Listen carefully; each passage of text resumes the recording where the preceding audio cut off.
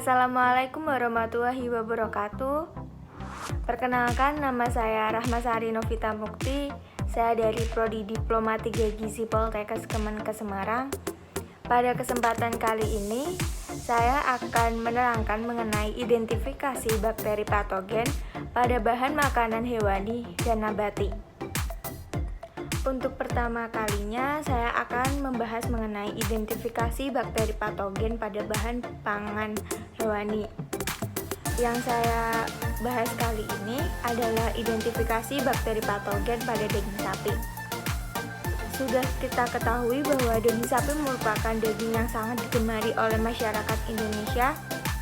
Daging sapi terdiri atas 19% protein, 5% lemak, 75% air, dan 3,5% zat non-protein. Kebutuhan daging sapi yang semakin meningkat membuat perhatian lebih terhadap daging sapi yang berkualitas.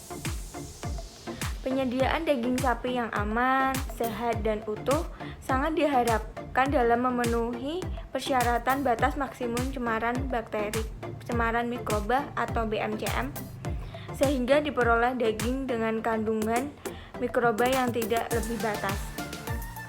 Mutu karkas juga sangat dipengaruhi dengan kondisi lingkungan, sarana, dan prasarana pemotongan dan rumah potong hewan.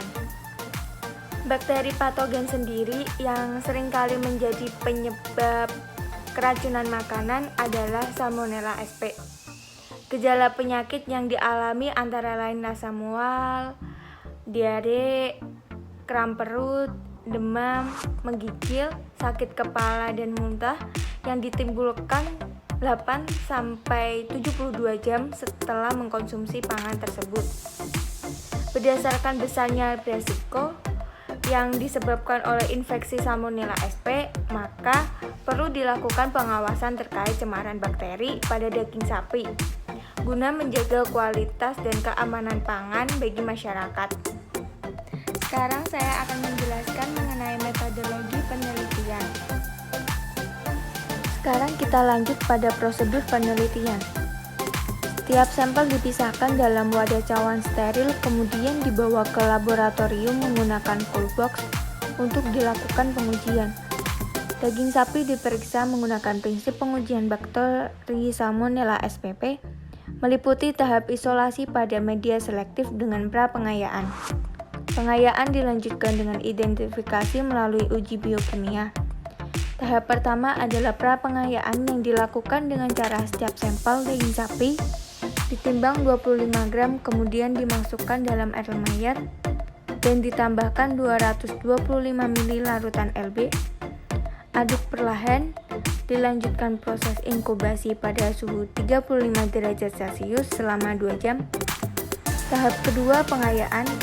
Biarkan pra-pengayaan diaduk perlahan, kemudian dipisahkan masing-masing 1 ml ke dalam media 10 ml tetrathionat broth dan inkubasi pada suhu 35 derajat Celcius selama 24 kurang lebih 2 jam. Tahap selanjutnya adalah tahap isolasi, dilakukan dengan cara menggoreskan biakan pada tahap pengayaan dengan media Salmonella, Shigella agar atau SSA. Bakteri yang diduga Salmonella spp menunjukkan koloni yang tidak berwarna maupun membentuk black spot pada sentral koloni. Koloni yang diduga Salmonella spp pada media SSA dilanjutkan pada konfirmasi melalui uji biokimia dengan media TSIA, MRVP, Simmons citrate agar, SIM, dan uji gula-gula menggunakan media laktosa, sukrosa, dan glukosa. Data yang diperoleh dari cemaran bakteri Salmonella dianalisis secara deskriptif.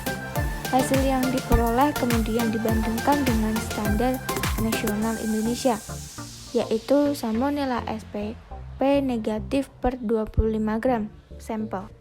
Sekarang kita akan membahas hasil dan pembahasan. Yang pertama, pelabelan daging sapi diberikan angka 1-32, kemudian diuji menggunakan metode yang telah diterapkan. Hasil penelitian ini diperoleh sebanyak 26 sampel diduga menunjukkan koloni spesifik Salmonella spp pada media SSA. Sampel yang diduga Salmonella spp kemudian diidentifikasi menggunakan media TSIA, uji IMFIDS, dan uji gula-gula. Berdasarkan data, satu sampel 3,1% menunjukkan positif Salmonella spp dan 31 sampel 96,9% menunjukkan negatif Salmonella spp.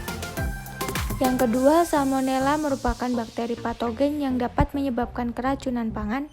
Semua jenis Salmonella merupakan patogen fakultatif intraseluler yang dianggap sangat patogenik. Ditemukannya bakteri Salmonella spp pada sampel nomor 3 yang diambil dari daging sapi belum sesuai dengan SNI, yaitu negatif per 25 gram untuk Salmonella spp. Kontaminasi pada daging sapi berasal dari faktor kurang bersihnya kondisi peralatan yang digunakan selama mempersiapkan karkas. Yang ketiga, menurut Stephen et al.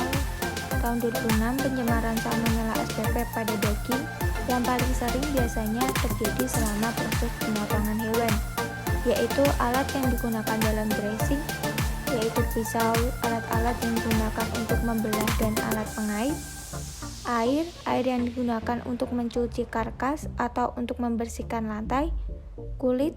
Saluran pencemaran bila secara tidak sengaja keluar pada saat dressing merupakan hal-hal yang dapat menyebabkan terjadinya kontaminasi terhadap daging. Terjadinya peningkatan jumlah bakteri pada daging tergantung pada penanganan dan tingkat pencemaran selanjutnya. Pembentukan lendir dan bau busuk merupakan indikator adanya perkembangan bakteri pada daging. Untuk sekarang ini, kita akan membahas mengenai identifikasi bakteri patogen pada bahan pangan nabati. Bakteri patogen yang akan saya bahas adalah bakteri patogen yang ada di dalam tahu. Tahu merupakan produk olahan dari kedelai yang memiliki kandungan protein yang tinggi. Kandungan protein pada tahu sekitar 8% atau lebih dari AW 0,89 sampai 0,99 menyebabkan tahu menjadi media yang cocok untuk pertumbuhan mikroba.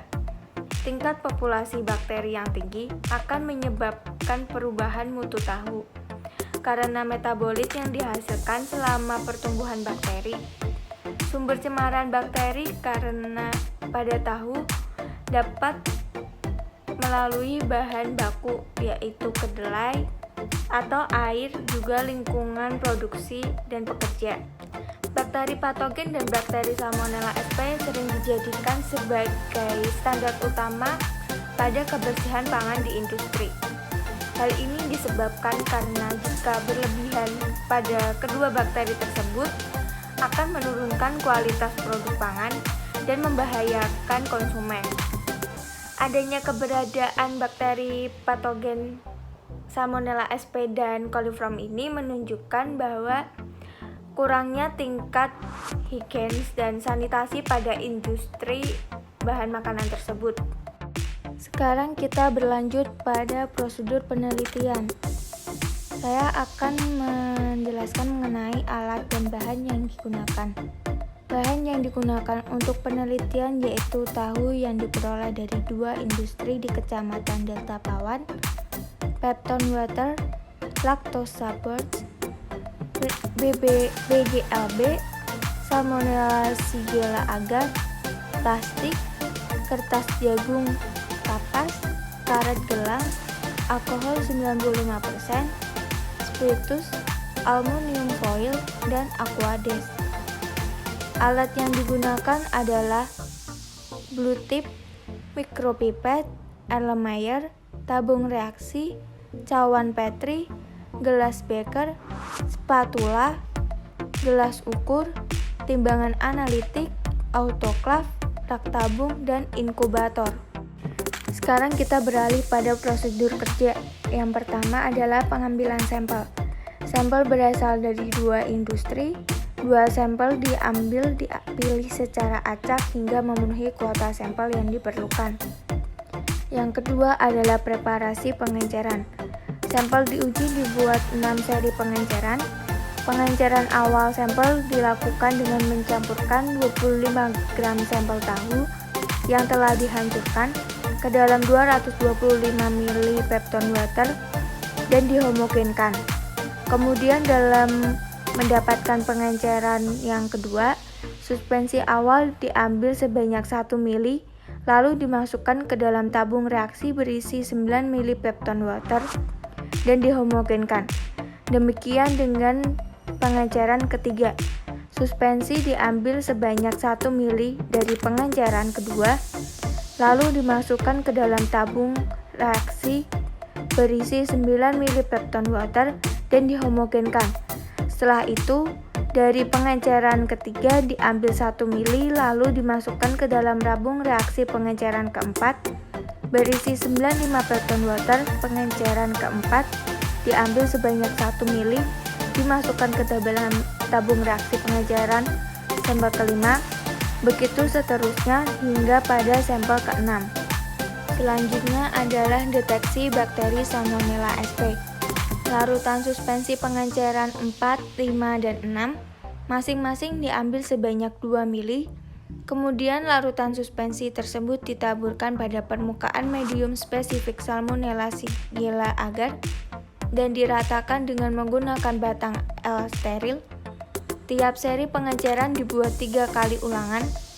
Setelah semua seri pengenceran diinokulasikan, medium SSA diinkubasi pada suhu 30 derajat Celcius selama 24-48 jam.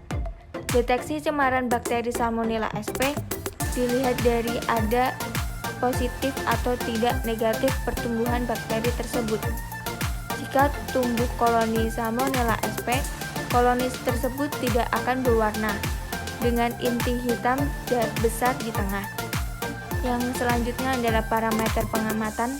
Parameter pengamatan ini menggunakan metode Total Plate Count atau TPC, dimasukkan untuk menunjukkan jumlah mikroorganisme dalam suatu sampel, yang pada prinsipnya jika sel mikroba yang masih hidup ditumbuhkan pada medium agar, maka sel mikroba tersebut akan berkembang biak dan membentuk koloni yang dapat diamati secara makroskopis tanpa menggunakan mikroskop. Salah satu metode yang dapat digunakan untuk menghitung jumlah mikroba adalah metode hitung cawan Petri. Hasil dari prosedur di atas adalah yang pertama, kontaminan Salmonella sp disebabkan karena kurang maksimalnya proses perendaman biji kedelai. Adanya bakteri Salmonella sp di sampel tahu menandakan bahwa tahu tidak aman dikonsumsi dan sanitasi lingkungan produsen tidak layak. Bakteri Salmonella sp ini dapat menyebabkan penyakit disentri basiler. Bakteri Salmonella sp dapat ditularkan melalui kontaminasi silang antara lingkungan, bahan dan peralatan. Selain itu juga ada beberapa faktor lain seperti sanitasi pekerja dan tempat penyimpanan jadi atau tahu yang masih satu dengan produksi dan ruangan terbuka. Rata-rata dari semua pekerja produsen tahu di Kecamatan Delta masih kurang memperhatikan sanitasi pada saat memproduksi tahu. Pada kesimpulan penelitian kali ini adalah kedua sampel baik bahan pangan nabati maupun bahan pangan hewani teridentifikasi positif adanya Salmonella sp. Adanya Salmonella sp ini dikarenakan kurangnya tingkat higienis dan sanitasi pada lingkungan kerja mereka. Sekian penjelasan dari saya, kurang lebihnya saya mohon maaf. Wassalamualaikum warahmatullahi wabarakatuh.